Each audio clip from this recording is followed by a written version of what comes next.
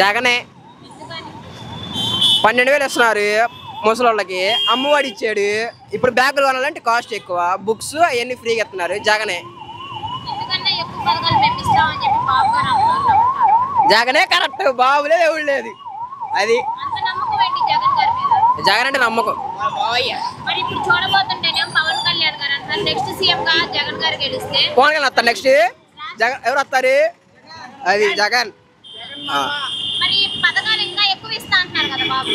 బాబు గారు లేదు, జగనే. జగన్ అదే అదే అదే అదే.